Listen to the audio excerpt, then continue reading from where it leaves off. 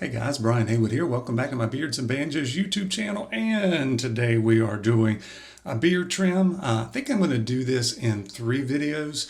The first video is going to be trimming the main part of my beard. And then the second video we'll talk about trimming the mustache. Not every guy has a big mustache like this. I got a couple of tips and tricks for you on that. And then the third video, I'm going to be using the Cut Buddy Plus to kind of reestablish my cheek lines here a little bit and talking a little bit about that. So first thing I'm going to do is to trim the sides and the bottom of this thing. I am going to take off a little bit of length, probably about 3/4 of an inch. Something like that. All right, so I always use my Brio Beardscape trimmers. Excellent trimmers. They're quiet. They cut very sharp. The ceramic blades on it. You don't push your beard. It actually goes right into it. So if you'll notice on my beard on the sides, I keep it pretty flat here, but I don't want just absolutely sharp edges, because if so, that looks too manicured for me. So it's kind of keeping this medium length. What I have to be careful on is you got to get the depth and the width. You kind of have to make sure they match up. So I'll probably go under and take some of the length off of it, and then I can go back and figure out how much I want to trim the sides on it, kind of the tapering the sides and manicuring at the hedge, trimming it. So what did I do beforehand? I didn't do anything. I put some beard oil on maybe 3 or 4 hours ago. I did not blow dry my beard because I don't normally blow dry my beard. I kind of want it in its natural shape as best I can. So to me, I don't go overboard one way or the other. I usually like to kind of go through my co-wash routine, or even better if I can just get away with a rinse in the morning, and then kind of go about my regular day after putting products and stuff in. And then after an 8 or 9 hour day, I just kind of comb everything out and kind of see where the trouble spots are, and then I kind of trim it in its natural shape like that. That's what works best for me. But let's go ahead and get started here. So I'm just going to kind of freehand this. So I'll try to stay in the camera shot as best I can. I do have out another mirror that I use sometimes with good effect and sometimes not. But let's go ahead and get going on this, and then we'll take a look at the sides.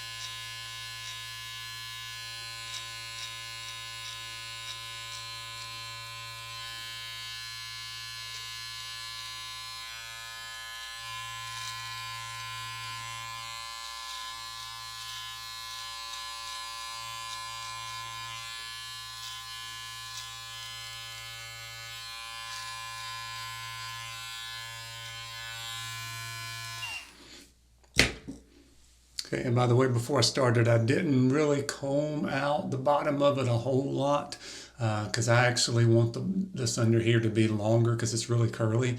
So I need as much support as I can get because I don't have a really good underbeard. So I have to be careful on that. I'm trying to keep the angle a little bit flatter. Okay, for me, I want to keep it a little bit flatter here than really angled, because then I lose all of the bulk I've got underneath it that's supporting what I've got going on. And usually as I'm combing it out, I just kind of using the boar's hair brush a lot of the times, and then there's a couple of times I'll comb everything out down here a little bit and kind of get off the stragglers a couple of times. So if you notice, it's still kind of flat but still rounded. So what I wanted to do is the stuff in the front gets a little bit longer. So if you'll notice when I kind of scooped it in a little bit, that helped it quite a bit.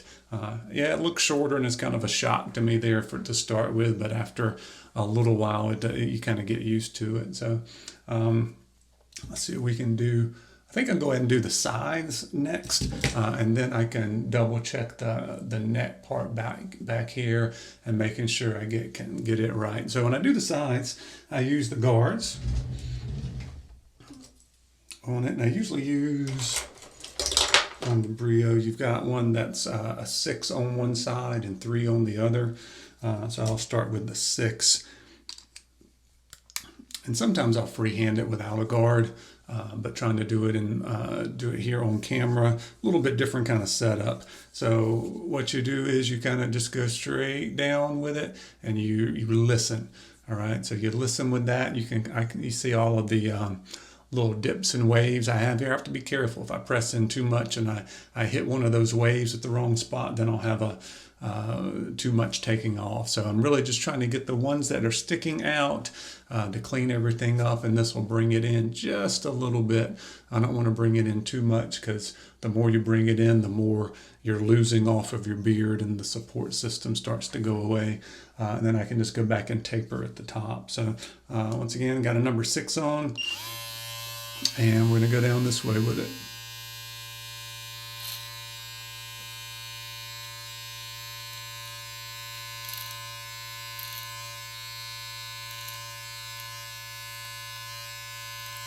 And I'm just taking off the stragglers all the way around.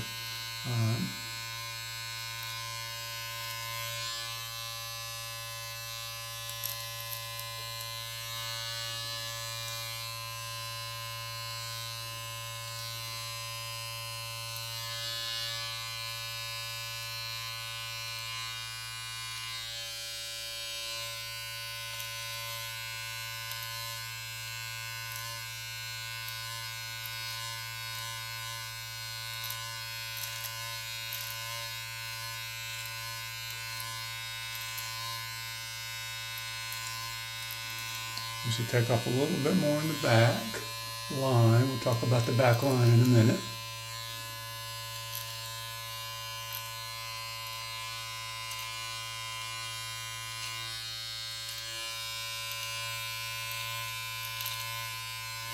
Okay, I usually lift up my mustache and try to get this trimmed down a little bit too, to keep my mustache separate. We'll do more mustache stuff in the next video.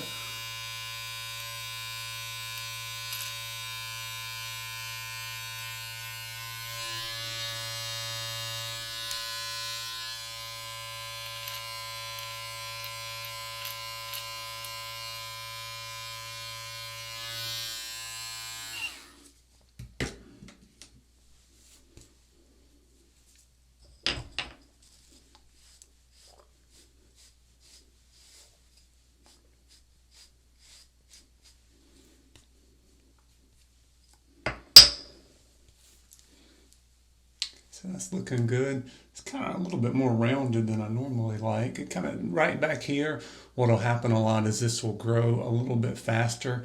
So if I keep it flat, this will grow out, and then it'll kind of it'll become concave instead of convex. There's the geometry teacher in me. But right now it's not too bad. It's pretty still rounded, which I kind of like. I like a little bit rounded, yet overall you kind of see the shape to it. It's got a little bit of a line to it. All right, I may have to put my glasses on here. I don't know how much of a reflection we're going to see. So I can take the guard off. Well, let me do one more thing with the guard. For the soul patch area, Some guys have different kind of issues with the soul patch area. If you've got weak growth underneath, then you kind of have to kind of line it up and kind of make a little horseshoe shape out of it. Some guys it blends right in. Some guys it gets too thick, like, and every time they do this, it sticks way out or it's way too thick. So if that's the case, you can just do the same thing I was doing with that 6 guard and kind of stick that out.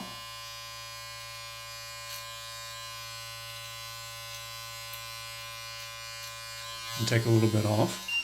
Or sometimes I do that. It depends on how short. If I'm going really short, I'll take a little bit more off like I was doing. You can also take your scissors, and what I'll do is I've got the ones that are kind of really curly over to the side.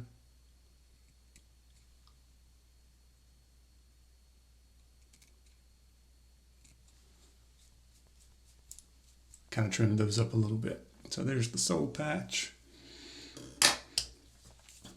All right, I'm gonna comb this out one more time, and then I'm going to freehand it. I got the smaller Brio, which is called the Axis trimmers. That's what they're called, and it's a little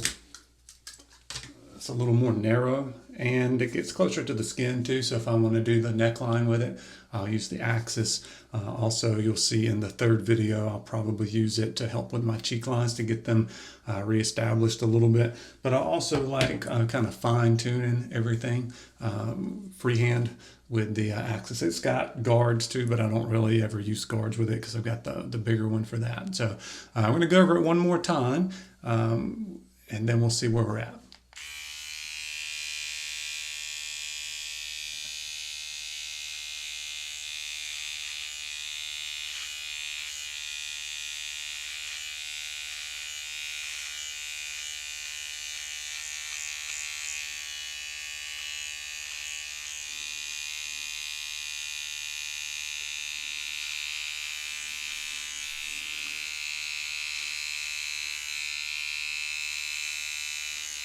Notice I'm starting to do that little back line.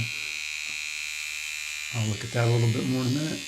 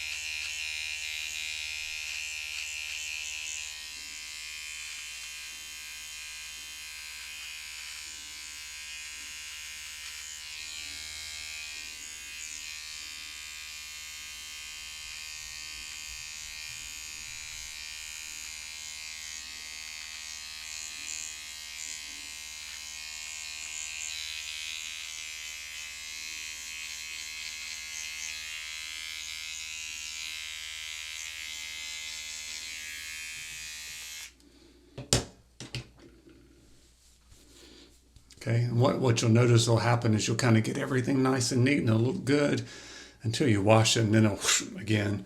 But then once you get the humidity out of your beard, it'll fall back down, go through your normal routines.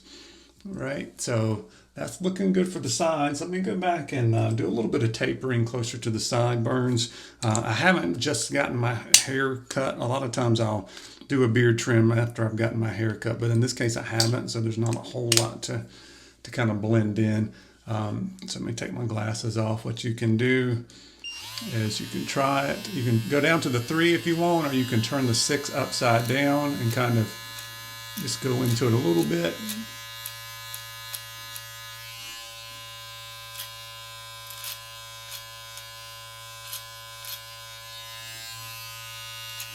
And keeping those sideburn areas and the areas around your ears sharp is what really kind of keeps your look together. So what you can do is take your scissors as well. If I'm doing this in between haircuts, and since I've got shorter hair, everybody's got different hair things going on. So I'll taper this down. You want this to be the shortest point. There's a bone right there. So you want this to be the shortest, and then you want to kind of reverse taper up and then reverse taper it down. So that's where I went in the closest with my Brios earlier, right on that bone. Okay. That's really all I'm going to do right now. It would be a little bit more drastic because this has been about 2 weeks worth of growth there. So normally it's it's a Z. Do I do a 0? I do a 1. That's what I have done on my hair. So normally you'll see that being a 1. So you've got to do a little bit more tapering. All right, and then so the last thing I wanted to do here is to double check my lines and then also look at the neck area a little bit. I don't have really strong growth on my neck or anything, so it doesn't go down too far. So I don't have to worry about kind of shaving everything. Plus my beard's kind of long anyway, so I don't have to do a lot down there. What I will usually do is to check the angle of it. Let me get a comb here. So I check the angle. The angle looks good. Okay. Sometimes what I'll do is if there's a lot of hair sticking there, I'll take my scissors and just kind of go straight up.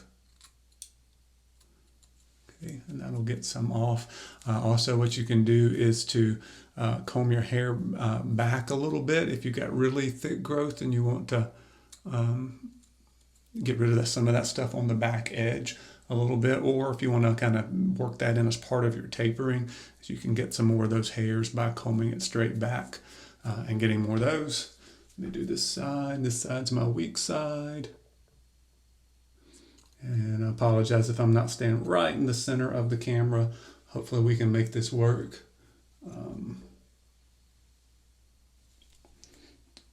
Switching hands. You kind of have to be ambidextrous a little bit. And just take your time with it.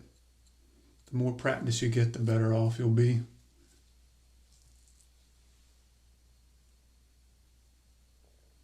I'm actually left-handed. But I do a lot of things right-handed.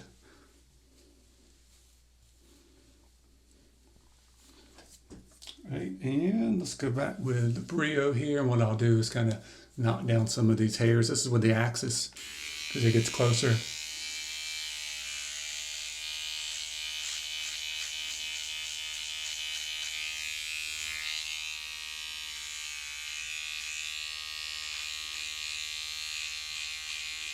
I don't want to take all of that stuff down anyway, and just anything that would be visible or aggravating when it gets longer. Take down some of that.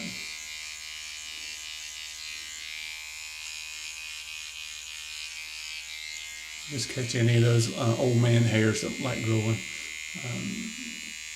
So catch all of that. And I think that's about where we're going to end this video. The good thing about doing a beard trim at home is you don't have to be in any hurry. And then also you can actually do this in multiple sessions if you need to. I'm sure I'll go back and do a little bit more tweaking when I can get a little closer to the mirror here. But so what we did was we started by taking off the length of this. I did a little bit of rounding, yet it's still a little bit flat across here. And then we kind of tapered the sides in a little bit and kind of did an overall kind of hedge trim on this. And that was to get rid of any of the strays, kind of clean up the look a little bit. And in the next video, we're going to attack this mustache, see if we can clean it up a little better.